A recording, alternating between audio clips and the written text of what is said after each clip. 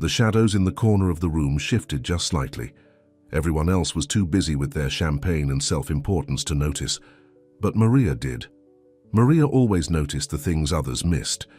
It wasn't just her gift for observation that set her apart. It was what she could do with a blade and canvas that would soon silence them all. Before we dive into the story, comment below where in the world you're watching from. Maria Santos adjusted her server's uniform in the employee bathroom of the Townsend Gallery. Her fingers smoothed down the crisp white shirt, straightened the black bow tie. The reflection staring back at her looked professional, unremarkable. Exactly as intended. 5 minutes, everyone. The event coordinator's voice echoed through the hallway. The Vanguard exhibition opens in 5. Maria took a deep breath. For 6 months, she'd been invisible here. Just another pair of hands carrying trays, cleaning spills, disappearing into the background of New York's most prestigious contemporary art space. Tonight would be different. She stepped into the bustling kitchen, where staff rushed to arrange delicate canapés on silver platters. Chef Renaud barked instructions in his thick French accent while sous chefs scurried to comply. "Santos, table 4 needs water refills," barked Sylvia, the floor manager. "And for God's sake, remember, approach from the left, serve from the right," Maria finished. "Yes, ma'am," Sylvia barely glanced at her. "And stay out of Westmoreland's way. He's in a mood." Maria nodded. Garrett Westmoreland, the gallery's owner and tonight's host, was always in a mood. The main gallery space had transformed since that afternoon.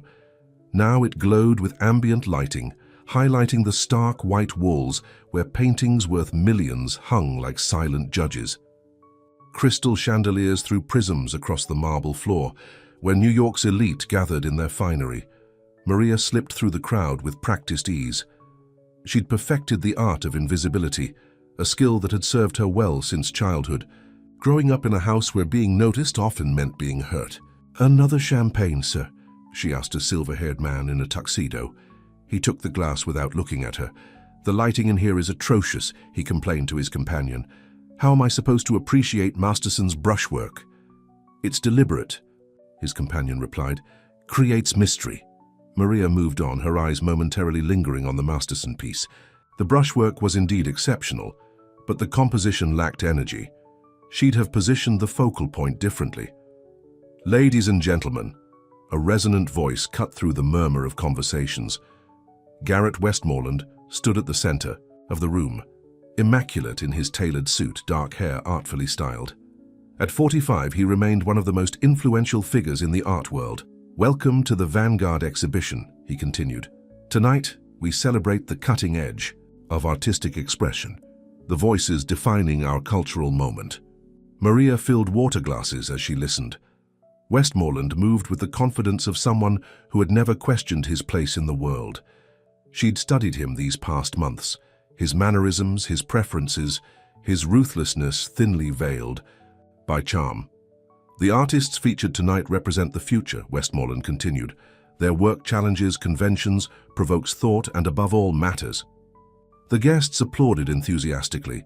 Maria suppressed a smile. The irony wasn't lost on her. "Excuse me," a sharp voice beside her. "This water has a smudge on it." Maria turned to find herself face to face with Imogen Pierce, the gallery's curator. Her glacial blue eyes narrowed as she extended the water glass. "I'm sorry, Miss Pierce, let me get you a clean one right away." Imogen's lips tightened. "Do you know who's at this table? Julian Frost, the critic who can make or break careers with. A single review, of course, I'll replace it immediately." As Maria reached for the glass, Imogen held it just beyond her grasp. "You're new, aren't you?" she asked, though Maria had been serving at gallery events for half a year. "Relatively, ma'am." Imogen finally relinquished the glass. "Well, in the future, check your service items before approaching important guests. We have standards here." "Yes, ma'am." Maria kept her expression neutral, though heat crept up her neck. She returned with a pristine glass, placing it carefully beside Julian Frost, who continued his animated conversation without acknowledging her presence. "Absolutely pedestrian," he was saying. "Derivative at best, plagiaristic at worst." "You don't think there's merit in Caldwell's technique?" his dinner companion asked. Frost scoffed. "Technique without vision is merely craft, and craft without innovation is meaningless." Maria's hand tightened around her serving tray. Julian Frost, whose last gallery showing had featured monochromatic squares that any first-year art student could reproduce. The evening progressed. Maria moved between tables, filled glasses, retrieved discarded napkins. She observed the social choreography with detached interest, the air kisses, the name-dropping, the strategic conversations. Near the bar, a commotion erupted. A waiter had stumbled, sending a tray of red wine glasses crashing to the floor. The crimson liquid splashed across the pristine marble. "Idiot!" Westmoreland hissed, striding over. "Do you have any idea how much this floor cost?" The young man stammered apologies, his face ashen. "Clean it up," Westmoreland snapped, "and don't show your face at another event." Maria watched the waiter's humiliation with a familiar pang. She'd been there once, in another gallery, in another city, before she'd learned to be invisible. "You," Westmoreland pointed at Maria, "help him clean this mess." "Right away, sir." As she knelt beside the mortified waiter, Maria heard Westmoreland mutter to Imogen, "Where do we find these people? No appreciation for art, no understanding of its value." If only he knew what her hands could create, what they had created. "Don't worry about it," she whispered to the waiter as they mopped up the spill. "He does this to everyone." The waiter's eyes were wet. "I need this job. There are other galleries, better ones." She helped him gather the broken glass. By midnight, the crowd had thinned. Maria was clearing a table when she overheard Westmoreland speaking to a small group of patrons. "The problem with emerging artists today," he was saying, "is they lack proper training. They think raw emotion substitutes for skill." A woman in a black sheath dress nodded. "So many portfolios cross my desk. Most are embarrassingly amateurish. Which is why curation matters," Imogen added. "Someone must separate the wheat from the chaff." Maria moved to another table, her movements mechanical. She'd heard variations of this conversation countless times. The gatekeepers congratulating themselves on maintaining the gates. "Did you see the submissions for the Breakthrough Artist Grant?" Westmoreland asked. "Dismal." "Completely," Imogen agreed, "especially that last one." "The knifework pieces," Maria froze. "Oh, those were atrocious," Julian Frost chimed in. "Technically unrefined, and the artist statement, painfully earnest." "Someone needs to tell these people that service jobs exist for a reason," Westmoreland laughed. "Not everyone is meant to create. Some are meant to serve those who do." The group chuckled. Maria's vision blurred slightly at the edges. "Santos!" Sylvia called from across the room. "Table 6 needs clearing." Maria swallowed hard and moved toward table 6, where a man in an expensive suit was gesturing impatiently. "Finally," he said as she approached. "I've been waiting to have these plates cleared for 10 minutes. I apologize for the delay, sir." As she reached for his plate, he grabbed her wrist. Not hard, but firmly enough to stop her movement. "You look familiar," he said, studying her face. "Have you served at the Brennan Gallery?" Maria's pulse quickened. "No, sir, I've only worked here." His eyes narrowed. "I could swear I've seen you somewhere else." She gently extracted her wrist. "I just have one of those faces." He didn't look convinced, but released her. Maria stacked the plates with practiced efficiency, though her hands weren't quite steady. She'd submitted to the Brennan Gallery 2 years ago before they'd declared bankruptcy. Before she'd changed her name. Before she'd started over in New York. In the kitchen, Chef Renaud was berating a line cook for overcooking the pastry shells. Maria slipped past them to the dishwashing station, grateful for the momentary reprieve. From the gallery floor, "How's it going out there?" asked Thomas, the dishwasher. "The usual," she replied, scraping plates. "The rich admiring mediocre art in themselves." Thomas grinned. "You know more about art than those people, don't you? I've seen your sketches during breaks." Maria shrugged. "Knowing about something and being allowed to participate are different things. You ever think about showing your work?" Her smile didn't reach her eyes. "I've tried." When she returned to the main floor, the atmosphere had shifted. The remaining guests were louder, looser with alcohol. Near the featured installation, a twisted metal structure meant to represent modern alienation, Westmoreland was holding court. "The problem," he was saying, "is that galleries have become too democratic. We've lowered the bar to appeal to the masses." "Inclusivity has its place," someone offered. Westmoreland waved dismissively. Not in fine art. Excellence is exclusive by nature. Maria approached with fresh drinks. As she set down a whiskey for Westmoreland, his eyes flicked to her, then through her as if she were transparent. Take this staff, he continued. Do you think any of them understand what's on these walls? Could any of them create something worthy of this space? Something inside Maria cracked slightly. 6 months of silence, 6 months of watching him praise mediocrity while rejecting brilliance he couldn't recognize. Actually, she said quietly, I submitted a portfolio to your Breakthrough Artist program last month. The conversation halted. Several heads turned toward her, expressions ranging from surprise to amusement to disdain. Westmoreland stared as if a chair had suddenly spoken. Excuse me? She shouldn't continue. She needed this job. But the words tumbled out anyway. The knifework pieces.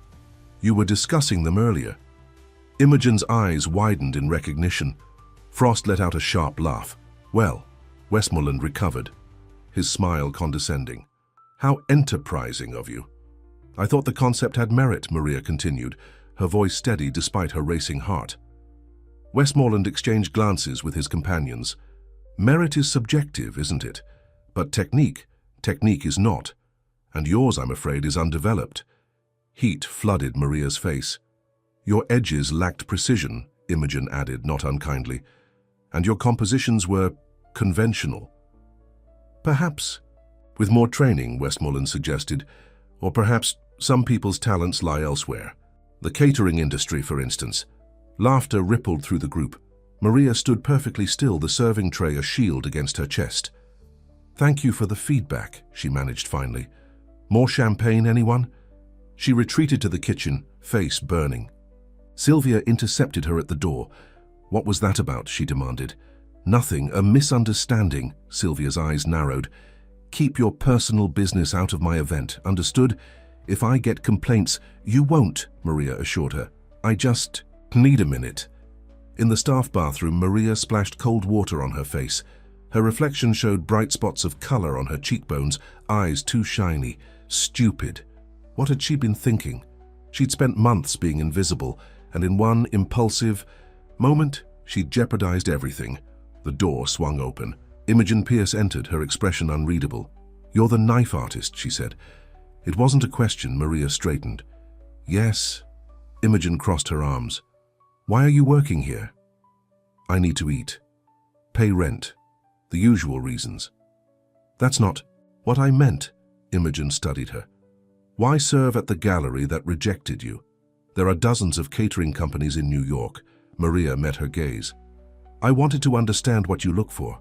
What makes someone worthy of these walls? Imogen's expression softened slightly. And have you figured it out? Yes, Maria said simply. Connections, the right background, and art that doesn't threaten the status quo. Imogen's lips pressed into a thin line. That's unfair. Is it? When was the last time you featured an artist who didn't attend one of 5 prestigious schools, or who doesn't have family money to support them while they emerge? The curator's silence was answer enough.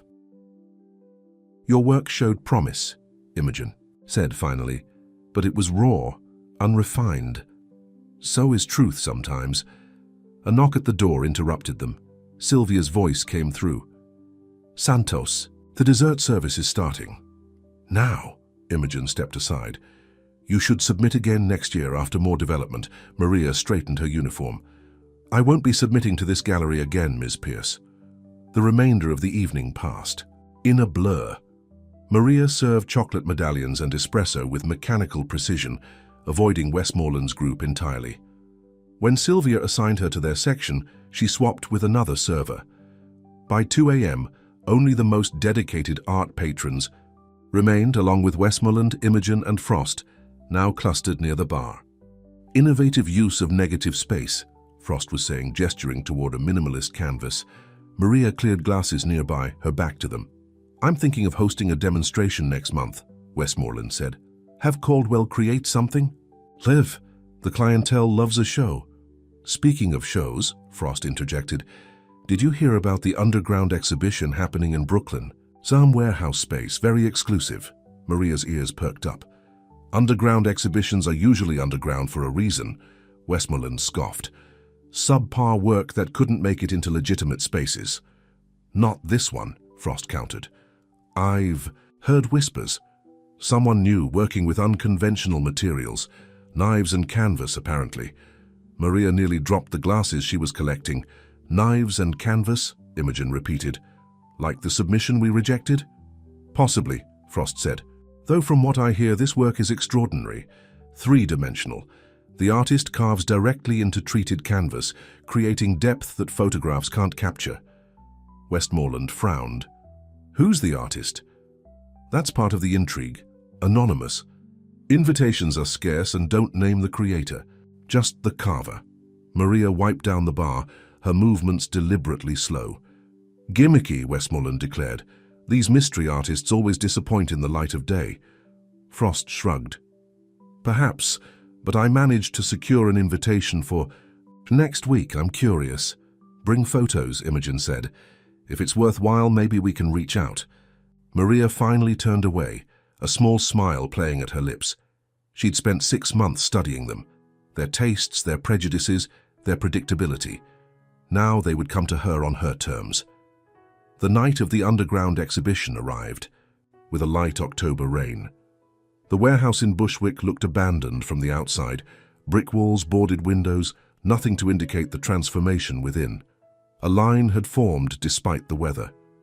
Black-clad figures huddled under umbrellas, clutching the minimalist invitations that had circulated through exclusive channels over the past weeks. Inside, the cavernous space had been divided by hanging panels of raw canvas. Dramatic lighting created pools of brightness and stretches of shadow. Unlike the sterile gallery where Maria served drinks, this space felt alive, breathing. Julian Frost arrived early, accompanied by a photographer from Art Forum. His expression was skeptical as he accepted a glass of wine from a circulating server. Atmospheric, he commented to his companion. But atmosphere alone doesn't make art. People continued to arrive, collectors, critics, artists. Some Maria recognized from the Townsend Gallery. At 8 o'clock precisely, the lights dimmed, then rose again on the central exhibition space. A collective gasp rippled through the crowd. 7 large canvases hung in a circle, each sliced and carved with precision that transformed the flat surface into landscapes of texture and shadow. The knifework created relief maps of human experiences, hands reaching through prison bars, a woman's face half submerged in water, a child standing alone amid urban decay. But it was the centerpiece that drew the strongest reaction. A massive canvas, 6 feet tall, showing a servant carrying a tray through a crowd of elegant figures. The carving technique made the background figures appear solid, while the server was rendered with such delicate cuts that light passed through, creating the illusion of transparency, the invisible made visible through its very absence. My God, someone whispered. The technique, the control. Frost moved closer, his earlier skepticism replaced by undisguised awe. He circled the pieces, examining the precision of each cut, the intentionality behind every carved line. Revolutionary, he murmured to his photographer. The intersection of sculpture and canvas. The artist understands light as a material. Across the room, Imogen Pierce had arrived with Garrett Westmoreland. Their expressions shifted from curiosity to surprise to reluctant admiration as they moved through the exhibition. The precision is remarkable, Imogen said, leaning close to examine a detail. Each cut deliberate, controlled. Westmoreland nodded, though his jaw was tight. Technically impressive, he conceded. But who is the artist? I want to speak with them. A young woman with a clipboard approached. The artist will meet with select visitors individually. If you're interested, I can add your name to the list. Absolutely, Westmoreland said. Garrett Westmoreland, Townsend Gallery. The woman made a note. Please wait in the east alcove. The artist will be with you shortly. In a small room off the main exhibition space, Maria removed her black jacket. She'd dressed simply for the occasion. Dark jeans, a crisp white shirt, hair pulled back. No, disguise tonight. No uniform. On a table beside her lay her tools, an array of knives, each one modified for specific effects on canvas. 6 months of serving drinks while practicing her craft in a tiny Bronx apartment had refined her technique beyond what Westmoreland had dismissed. A knock at the door. "Mr. Westmoreland is waiting," the assistant said. Maria picked up a small knife, running her thumb along its edge. "Send him in." The door opened. Westmoreland entered, confident as ever, though curiosity had replaced his usual hauteur. "I'm looking for the artist," he began, then stopped as recognition dawned. "You?" Maria smiled. "Me." Westmoreland stared, recalibrating. "You're the carver, Maria Santos," she corrected, "though you may remember me as the server who submitted those technically undeveloped knife pieces to your breakthrough artist program." His complexion reddened slightly. "Well, this is unexpected. For both of us, I'm sure." Westmoreland cleared his throat. "Your technique has improved considerably." "My technique was always there," Maria countered. "What's changed is the context in which you're seeing it." He studied her with new interest. "Where did you train?" "Self-taught, though I observed quite a bit serving at your gallery." Westmoreland winced at the reminder. "About that, professional critiques can sometimes be blunt." "They can," Maria agreed, "especially when the critic doesn't recognize their own biases."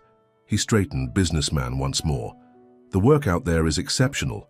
The Townsend would be interested in discussing representation." Maria ran her finger along the blade of her knife, not breaking eye contact. "I received similar offers from the Anson Gallery and MoMA's new acquisitions director earlier this evening." Westmoreland's smile tightened. "We have a special appreciation for innovative techniques, and our collector base would never have seen my work if I'd waited for your approval," Maria finished. "I'm not interested in the Townsend, Mr. Westmoreland." "That's short-sighted," he managed. "Success in this industry requires the right connections." "Does it?" Maria set down her knife.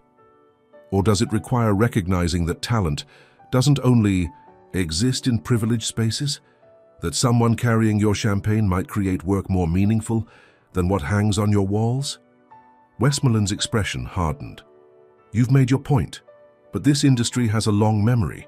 Grudges don't serve emerging artists." "Neither do gatekeepers who can't see beyond their preconceptions," Maria replied. "But I appreciate you coming. Tonight. There's someone else waiting to speak with me." Dismissing him, Garrett Westmoreland, dismissed by a former server, she turned to her tools. After a moment of stunned silence, he left, the door closing firmly behind him. Maria exhaled slowly.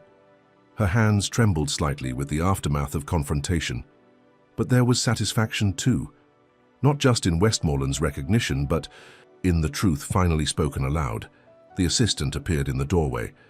"Julian Frost is next, and there's a collector from Berlin who's offering—" "Give me 5 minutes," Maria requested. Alone again, she touched the scarred surface of her work table. 6 months of invisibility had taught her more than art techniques. It had shown her the system from within, its hypocrisies, its narrowness, its resistance to change. The knife that had carved her path forward glinted under the lights. Maria picked it up, feeling its familiar weight, the extension of her hand, and vision. Tonight had changed everything. But the journey had begun long before, in a childhood home where art was considered frivolous, through rejections that had nearly broken her resolve, to serving drinks to people who couldn't see her. The door opened again. Julian Frost entered, his critical eye now alight with interest. "Ms. Santos," he greeted her, his tone respectful. "Your work is extraordinary. The use of negative space as positive form, brilliant." "Thank you," she replied. "Though I believe you once called my techniques technically unrefined." Frost had the grace to look embarrassed. "Context matters in evaluation, and seeing the full body of work changes everything," Maria finished. "Yes, I know." 3 months later, Maria's exhibition Invisible Visible opened at the Brooklyn Museum. The line stretched around the block, collectors, critics, artists, and people who would never normally attend gallery openings. Inside, her carved canvases hung on walls once reserved for established names with the right pedigrees. The centerpiece remained the transparent server among solid patrons, but now joined by new works exploring themes of visibility, worth, and belonging. At the opening reception, Maria wore a simple black dress, her hair loose around her shoulders. No uniform tonight. No blending into the background. Imogen Pierce approached, champagne in hand. Remarkable turnout. "Thank you for coming," Maria said sincerely. "I want to apologize," Imogen said unexpectedly, "for not seeing the potential." Maria shook her head. "You saw what you expected to see, we all do." Still, Imogen looked genuinely regretful. "I should have looked harder." Across the room, Maria spotted Tomas from the dishwashing station, beaming as he examined one of her pieces. She'd made sure the staff from the town's end received invitations. Julian Frost was holding forth to a group of admirers, expounding on the revolutionary nature of Maria's technique, conveniently forgetting his initial dismissal. Garrett Westmoreland had not attended. A young woman in catering blacks approached with a tray of hors d'oeuvres. Maria noticed how the guests took food without acknowledging her, their eyes sliding past as if she were merely an extension of the tray she carried. "Thank you," Maria said, making deliberate eye contact as she selected a canapé. The server looked startled, then smiled. "You're welcome." "I was you," Maria told her. 3 months ago." The young woman's eyes widened. "You're the artist? The one who used to be a server?" Maria nodded. "What's your name?" "Danielle." "Do you make art, Danielle?" The server glanced around, then lowered her voice. "Photography, but it's just a hobby." Maria smiled. "Come find me after your shift. I'd like to see your work." As Danielle moved away, Maria turned to find the museum director, gesturing for her to join a group of prominent collectors. She moved through the space that had once seemed inaccessible, past people who would have overlooked her months before. Their gazes followed her now, curious, respectful, hungry to understand her vision. But Maria's attention kept returning to the serving staff, moving deftly through the crowd, carrying drinks and clearing glasses, invisible to most, just as she had been. The knife that had carved her path forward now hung on the museum wall, part of her exhibition. But its work wasn't finished. There were more stories to carve into the light, more overlooked visions to illuminate. Starting with a photographer named Danielle, currently serving canapés to people who couldn't see her yet. We are often blind to the extraordinary hiding in plain sight. Talent doesn't announce itself with credentials or connections. It reveals itself through persistence and the courage to be seen. The most remarkable visions sometimes come from those we've trained ourselves not to see. Look again. Look harder. The masterpiece might be holding your champagne glass,